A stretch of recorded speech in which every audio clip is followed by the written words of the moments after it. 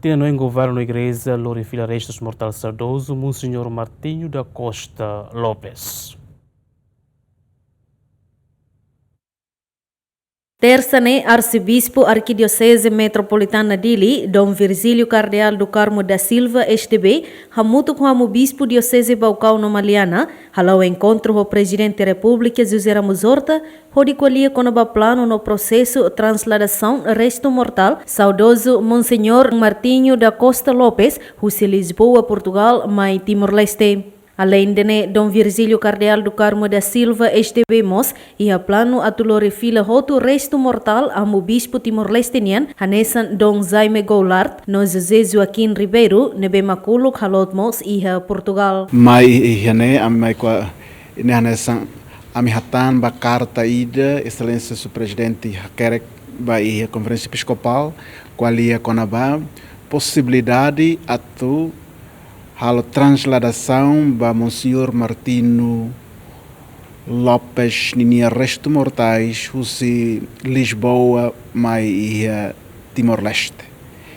Tane o assunto dane ma koindore amai qualia ho sua excelência quando ba assunto dane be ami qualia ami mai qualia honia me apresentamos de se at fornoi mos catamos hanoin que toda a transladação cara que lá hoste tona Monsenhor Martinho Lopes ninia restos mortais mas bem atlorimos bispos Timor ninian nebe horas ne se hakoi ela ia Portugal.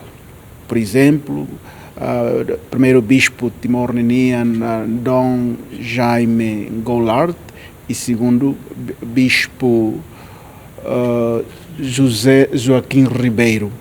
Então, a mãe trata e o excelência presidente da República niamos contente e nós saímos momento de aqui da tu bela haré hamutu. Tane hoje a mitoi acordo atu haré agora haré prepara o insa ba futuro de halo transladação ba restos mortais. Plano ba 2026. Mas plano para 2000 fulano cidade bela tamba e daí se precisa ir a aproximação, negociação, prepara o bater na rota, mas bem feito. E tem esperança tarde leu outubro nessa né se bela realiza on de cedo liu dia aquilo tam. Mas bem e daí muito a escolher a cara e tem a cara que cedo liu. Mas bem estamos não enquanto ba quanto tempo o dão pode ser na rota até mais tempo maranto e bela libro ema.